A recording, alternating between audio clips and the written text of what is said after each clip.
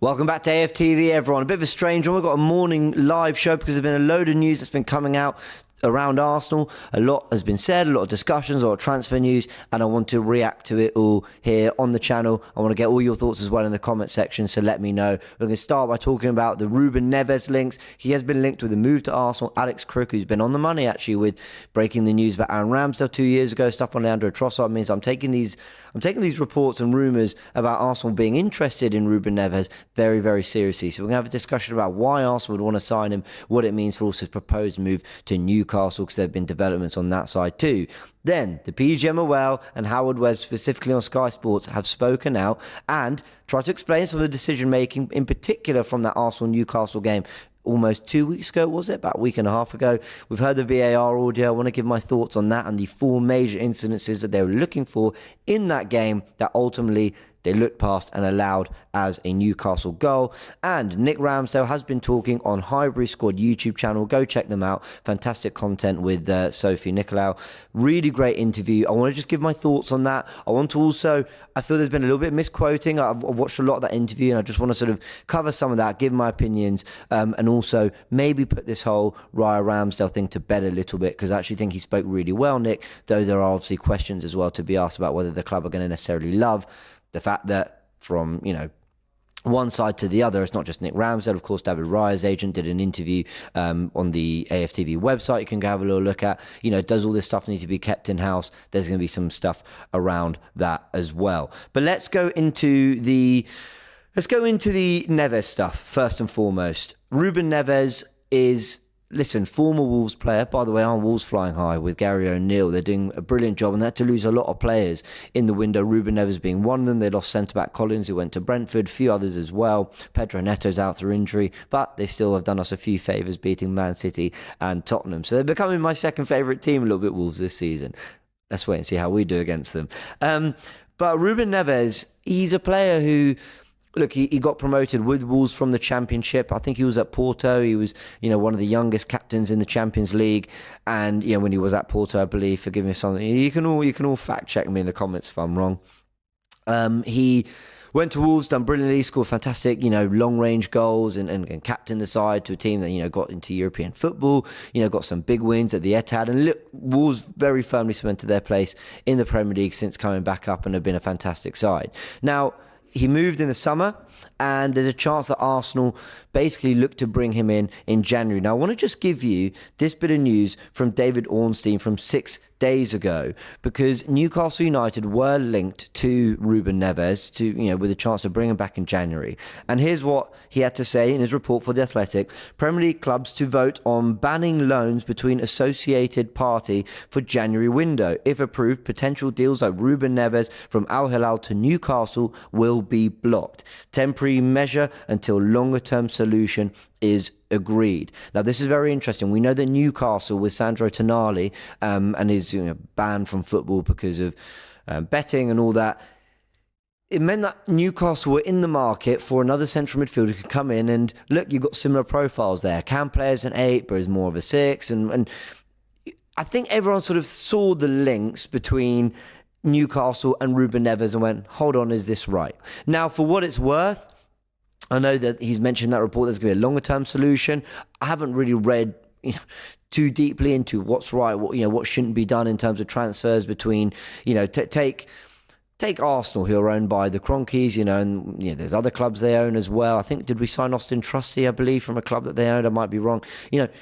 My thing is, should deals, especially loan deals, temporary deals like that, be allowed? I'm not so sure, but it looks like Premier League clubs are going to put a block on it in the short term anyway. So this opens an opportunity for Arsenal to go look at a Ruben Neves who, quite frankly, believe it or not, despite all the squad building we have done, when you look at Kai Havertz, 65 million, Fabio Vieira, 35 million, Declan Rice, 105 million, Thomas Partey, 45 million, Jorginho, 12 million, we still need more midfielders.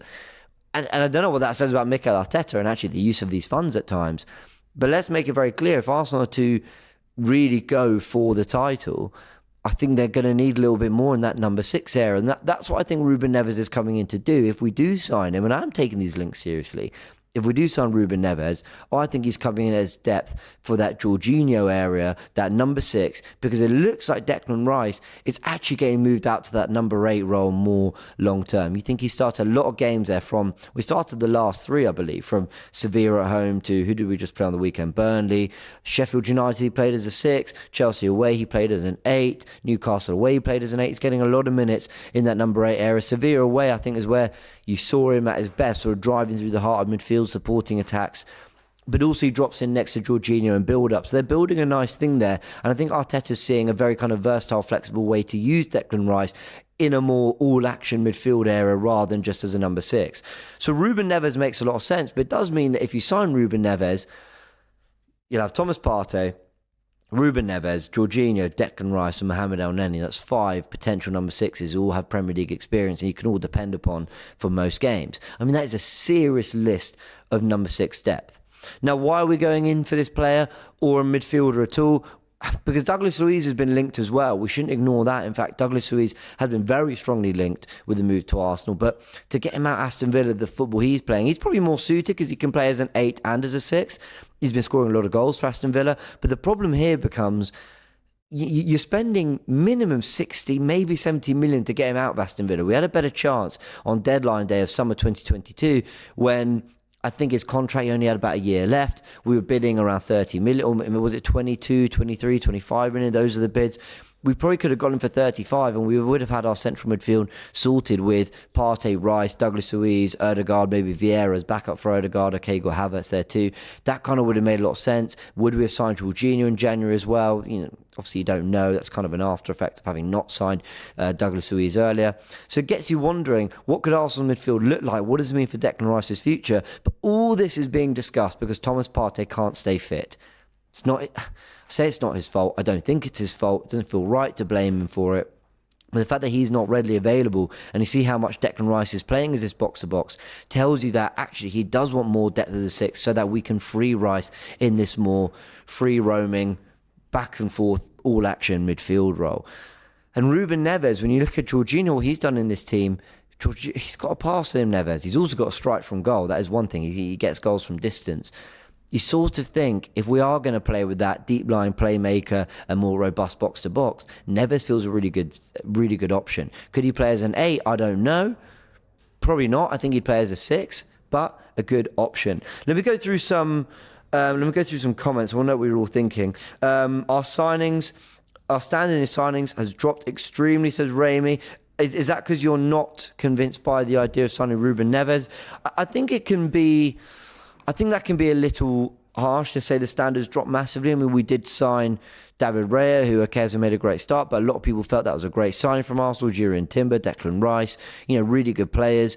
Kai Havertz is the one that we're a little bit unsure about. Ruben Neves for a January signing, I think, makes quite a lot of sense. Mustafa says, I prefer Zubimendi. Yes, another player we've been linked to, and apparently scouts were out watching him. I don't know if that is going to be an option for January, maybe in the summer. But then we said that last January, we didn't do anything in the summer because instead we got Kai Havertz. And I said instead we got Kai Havertz. I mean, look, yet to see more from him, but you wonder, could the Zubimendi deal have been done then? Matthew, thanks for the big up, really appreciate it. Aston Villa are competing at the top of the table. Can we make signings from Villa, says Ricky? A very good question, and my answer is probably not. Certainly not in January. Taupan says, why is El-Neni still on this team? Is he just a backup? Taupan, I've got to be honest, when you look at how sparingly he's been used, I know he's had injuries, and now we're linked with a Neves and a Douglas Luiz. You do think, have Arsenal really moved beyond him? And all these theories about he was given a contract out of sort of, goodwill, and he was doing his coaching badges and recovering from injury, and maybe they feel like he's just good to have around and he can do a job in the last 10, 20 minutes of games. It's looking like everyone who said those kind of things were probably right, because it doesn't look like Arteta has been really fully willing to trust El-Neni in certain games, especially Burnley at home, where you could have rested Jorginho, maybe given El-Neni some minutes. What? Let me see what else. Sensi says Doucouré and Watkins would fit perfectly. Is that Doucouré from Palace? Very good player, but again, another £70 million player. Also, I don't like what's been happening to Ramsdale, but I guess we just have to trust the process. I think that's a very, very fair reflection on the situation.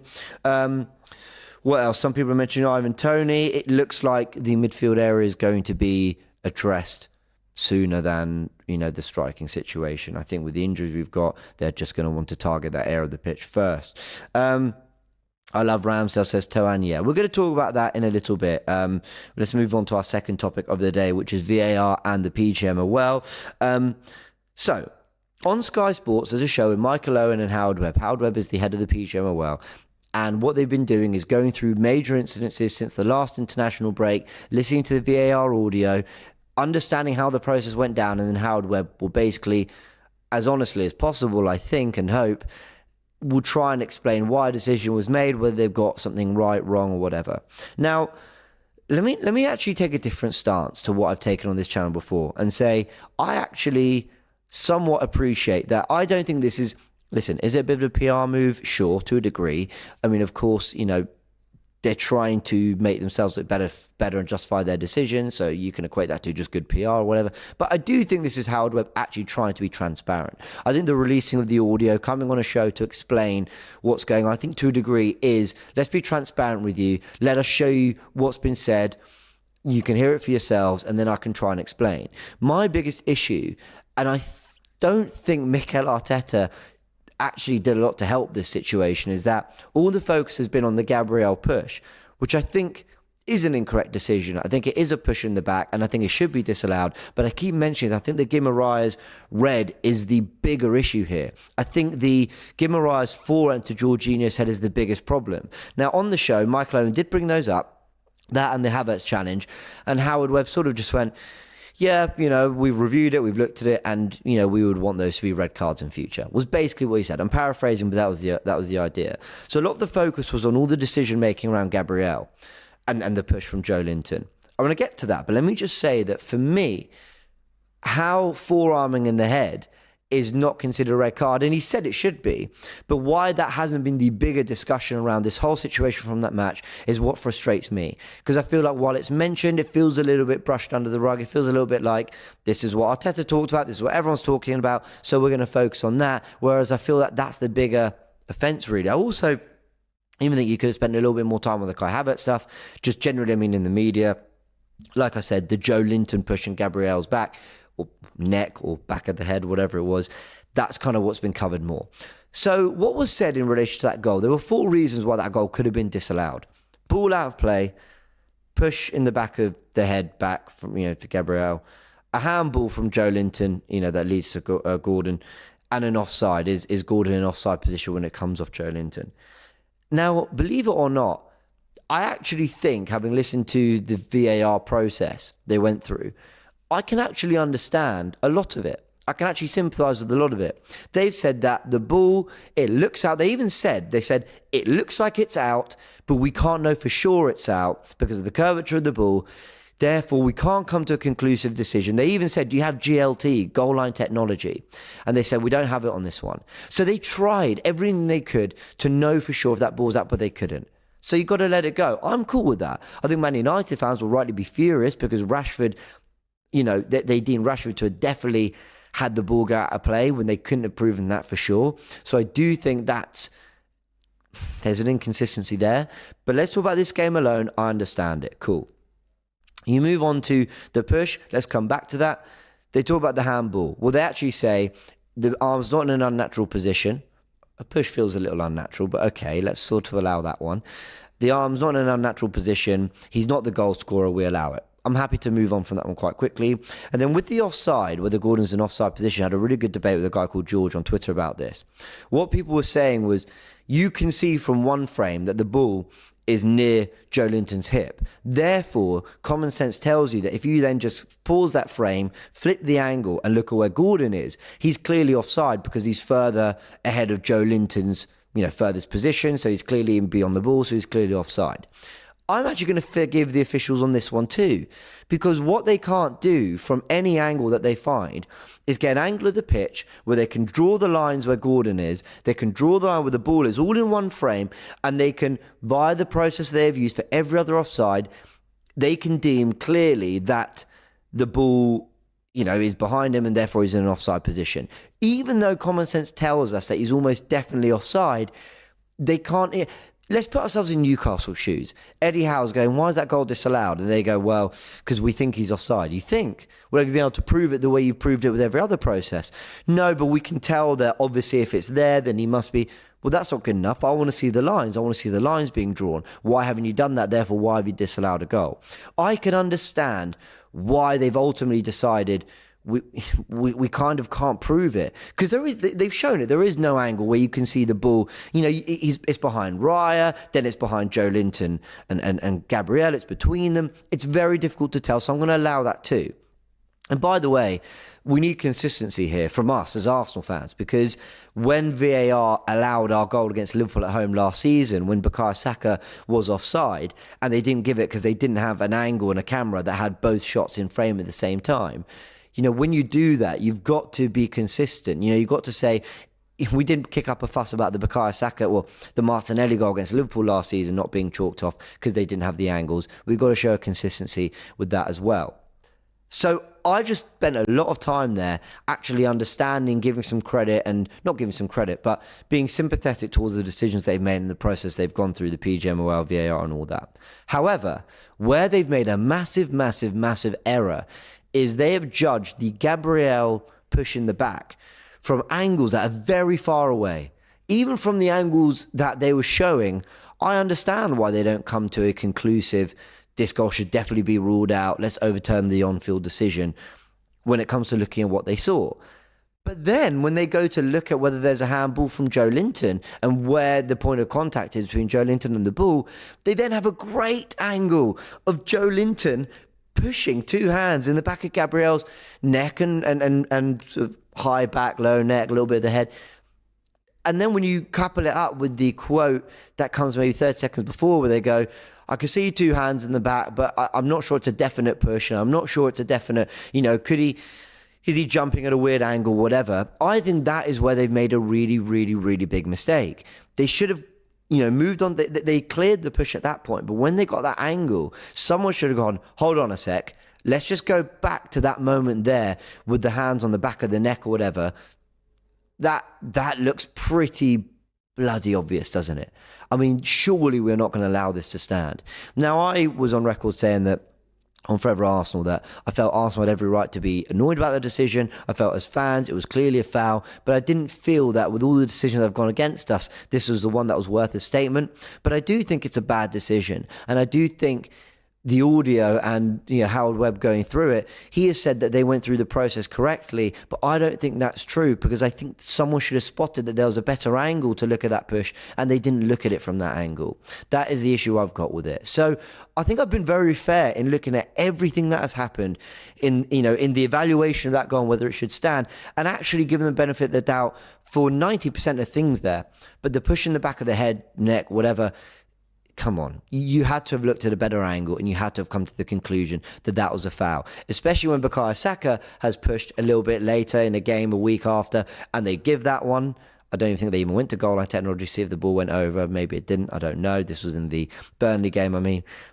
And then, you know, you look at other decisions like Ben White, you know, when he had a little bit of a grab of Ward's arm and they disallowed Trossard goal away at Leicester last season. And you think, really? That was so ineffective compared to the Joe Linton Gabriel stuff. And it goes back to consistency. And this is why on these shows, what I really like, it's all well and good justifying why this decision's made, why this decision's made, why this decision's made.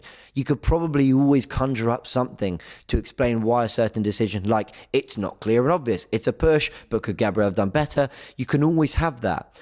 I want to see these previous and other decisions that have gone in a different way thrown at Howard Webb's door and going, okay, but you lot also justified this one. So why are they different? Why is less contact here resulting in a disallowed goal when he's off the ball and it actually hasn't made much of a difference? But this one, where he's clearly made a difference, you believe is basically worth standing, where this one wasn't. Pull up these examples, throw them back at them and go, tell me which one they got wrong, because they got one of them wrong. And then maybe you start to get refs starting to go, well, you know, we've had a situation similar to this, and this is the decision we made. I know they've got to judge each decision on its own merit, on its own, what they're seeing in front of them. But the only way we're going to get consistency is if we start pointing out the other ones where they made a different decision, like Rashford against Brighton, the ball going off to Joe Willock and the ball going off against Newcastle. Here, let's have a look at what you guys are saying. There's a poll. There's a poll saying, after hearing the VAR audio, do you agree with the outcome? 79% say no. Okay, so a lot of people here are disagreeing with me. Let's have a little look at what you're all saying. James, it's not a foul. If Joe Linton pushed him, he would be in the net. I'm sorry you have seen Joe... Have you seen Joe Linton? Stop finding excuses for how bad you were. Newcastle stopped you and they won. Grow up. I'm just talking about the VAR decision. I didn't say we were good enough to win the game. Kenny says, so jumping to head a ball, you're allowed to put your two hands on a defender to jump. Absolute joke. So Kenny massively disagrees with Ginger Hosking there. Some people saying, Kerry, you are chatting a lot of rubbish, James. Go and sit somewhere. I'm sat here, but so thank you. No, James, this is their profession. What else have we got? He's behind the goalkeeper. The defender acts as the last man. They are both offside. That's not technically true. This is from Saka's older brother. If Gordon is behind Joe Linton, then, which we're very, very confident he is. Sorry, let me say that again. If Gordon is ahead of Joe Linton, which we are very, very confident he is, they still have to draw the lines. I can understand that one, people. What else have we got?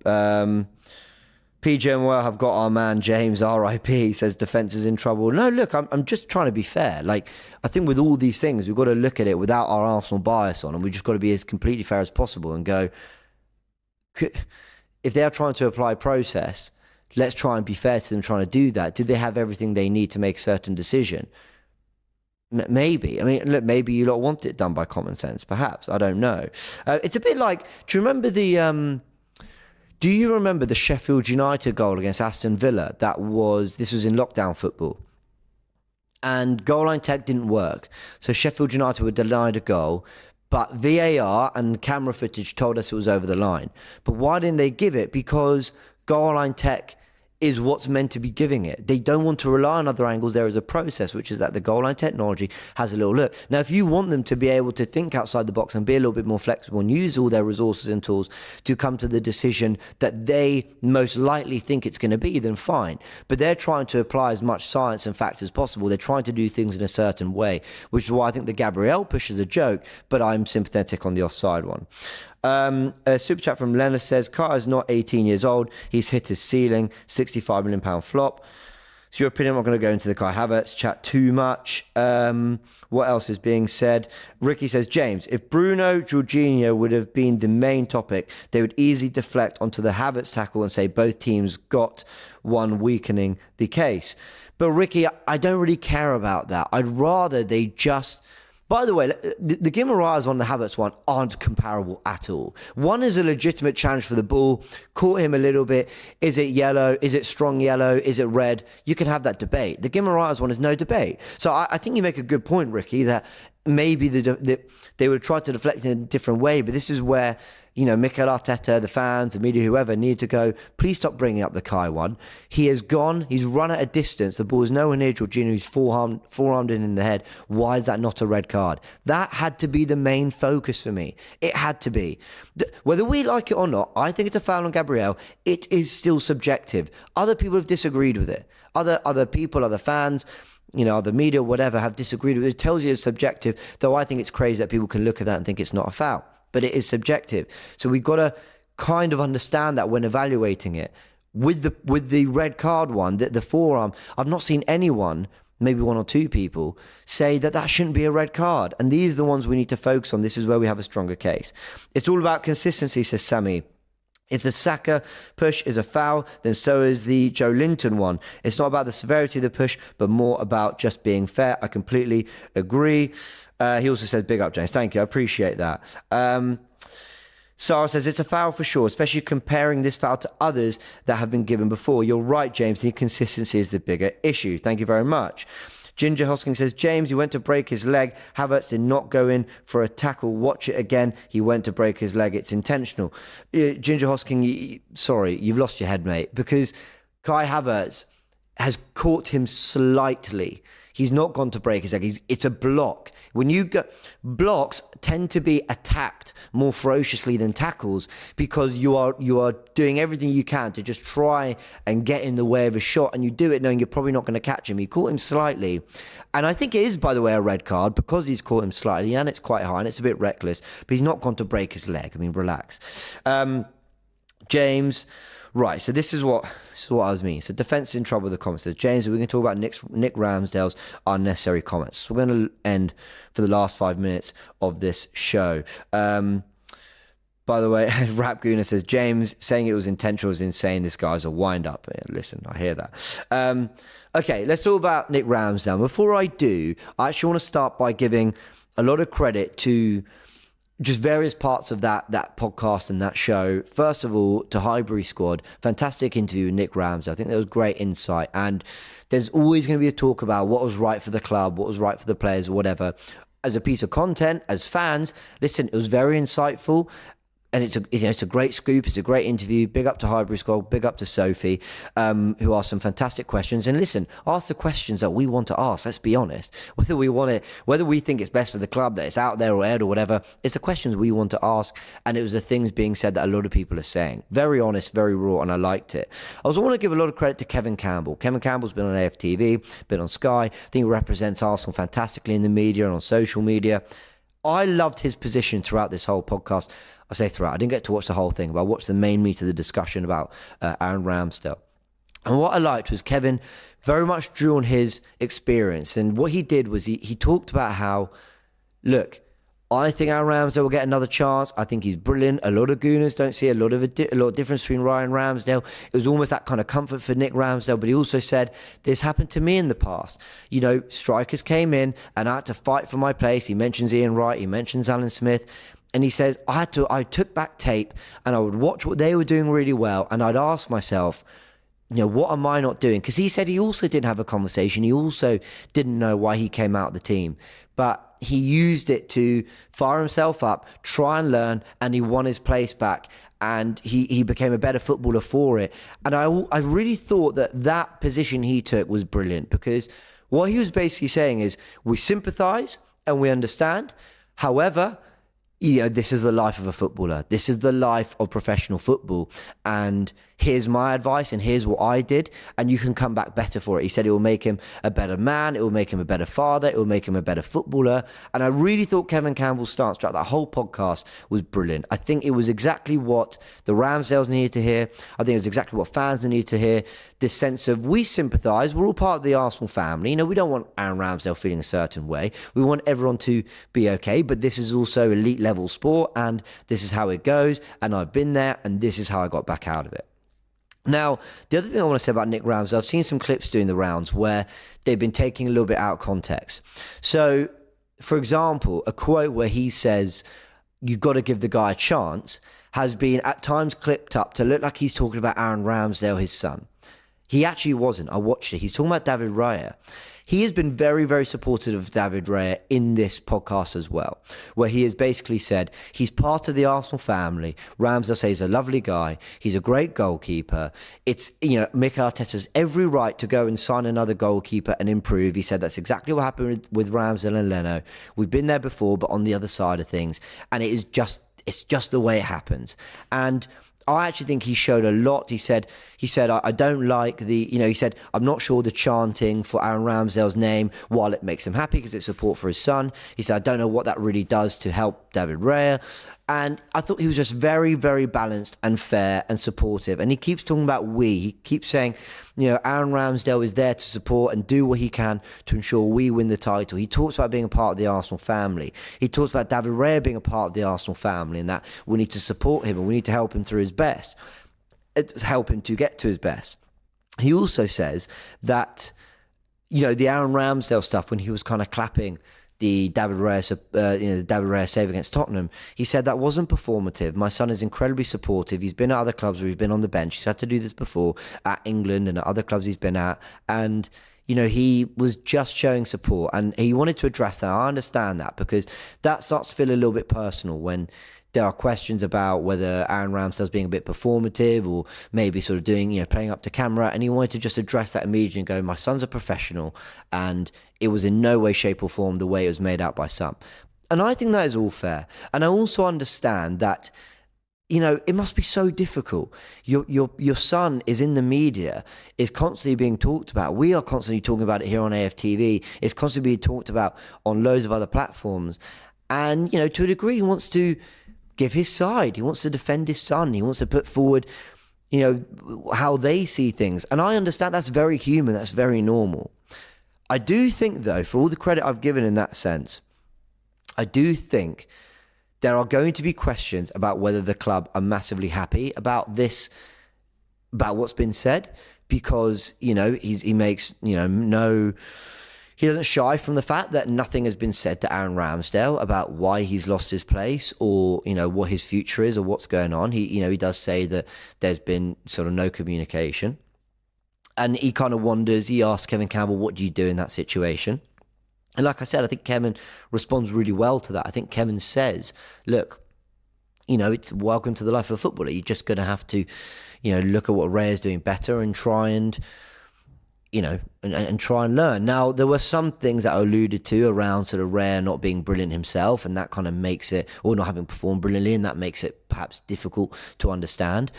But generally, I think this was someone, and he keeps saying, maybe I'm saying too much, and look, maybe the club will reflect on it in that way. But I really hope that while maybe this has created, maybe some of the comments has created, look, it's been picked up by every media outlet, and I can't imagine that Arsenal will love that. I can't imagine Arteta will love that. I don't know how Ray and Ramsdale will feel. But I just think that there was a candidness and an honesty. And has it helped the situation? I don't know. But I hope that the club understand that, he's looking out for his son, that Aaron Ramsdale's been nothing but, firstly, he came in at a time where the club were really struggling, and he helped bring us back to the Champions League and try to, challenge for the title and get to a level that Arsenal fans really bought into this group, and Aaron Ramsdale being one of them. I hope they recognise that. Whether Arteta should have said something to him, and of course we're only hearing one side of it, whether Arteta should have said something to Ramsdale, I don't know. I don't know how it works behind the scenes. I'd love Cecil's opinion on this, actually. As a footballer, should you be told? Something tells me that, yeah, you should be. There should be a conversation. Listen, you'll be wondering why you're not number one right now. Here's what Ray is doing at the moment. Work on this side of the game and we can reevaluate the situation. Yeah, that feels like the kind of conversation that should be had. But I don't know. It's top-level sport. Does Pep Guardiola talk to every player he drops all the time? I don't know is the answer. I'm going to read some of your comments because I'd love to know some of your thoughts. Like I said, to sum up, is it great that it's all been said? I don't know. But I kind of enjoyed some of the honesty. And I hope the overall message that's taken out of it is, while there's a disappointed goalkeeper and a father who's disappointed that his son has maybe been portrayed in a certain way in the media by some people, and obviously there's a disappointment he's not playing, and maybe they're confused as to why that is. There was also a lot of support shown for the current number one, which is David Raya, starting games. And, largely while it's being, covered now in this show, we can all hopefully move on from it quite quickly. Maybe the fact that, these quotes are doing the rounds doesn't help that. But there's a lot of stuff that Nick Ramsdale said that I liked. Let me hear what sort of people are saying. The communications makes healthy relationships, says Toan. Yeah, I agree. And that's kind of why I bring up the Arteta-Ramsdale conversation, but I don't know. What else was said? I watched the pod and Casey was spot on with saying that it's part of the game. So Casey, Kevin Campbell. Also to be noticed how much Nick... No. Okay, I'm not going to say that. Let's move on. Interview taken out of context. Media want views, so clip what sounds controversial. I agree that does happen for sure. What else was said? Ramsdale's better than Ryan. Look, a lot of people feel that. I understand. What else have we got? Some more comments. Apologies. I want to make sure I get a little bit more. Boy says, Raya and Ramsdale both great at shot stopping. Equally, though, Raya had a better save percentage last season. I love Rambo, but you can't just see how well Raya crosses the ball to our forwards. Okay, so I think you're touching on distribution there. Agree, neither goalkeeper is world class at the moment. I want it to become a fair fight for sure. Let's get one more. Some people saying that it's not true that he wasn't told why his son was dropped. Ramsdale's Player Tribune article talks about him not being able to do some of the things Arteta asked of him. That is okay. That's interesting. Yeah, he has said that. I think you're right. He has said before that there's certain things he's been asked to do that he's not always been able to. And actually, this clip did the rounds with Aaron Ramsdale and Ian Wright from a podcast where Ramsdale sort of talks about the fact he's lost he sometimes loses concentration in games. A lot of people were digging it up. It was doing the rounds. People were going, "Oh, this doesn't look great." In my opinion, listen, it's just. I think he's just being honest and saying that, you get things like in games across 90 minutes, you're not always at your most concentrated, especially when you're a team that have a lot of the ball, create a lot of chances. And he was quite candid about that. And I think if you ask most goalkeepers, they'd probably tell you that's the case. Again, whether Arteta loves that's being said, I don't know. But I think a lot was made of that comment as well. All right, everyone, there was a lot of news to cover there, from the Neves links to the VAR PGMOL audio being released and everything with Ramsdale and Nick Ramsdale's dad speaking on Highbury Squad. Go check that out on the YouTube channel. Those are my thoughts. And I'm very interested to get into the comments and know what people think about everything, especially whether certain things should be said or not, or whatever. Like, for example, Kamal saying, "No, I'm sorry, I respect his honesty, but the concentration thing is poor." Yeah, maybe. I just think let's not make too much of it. But, in last minute super chat, Monty says,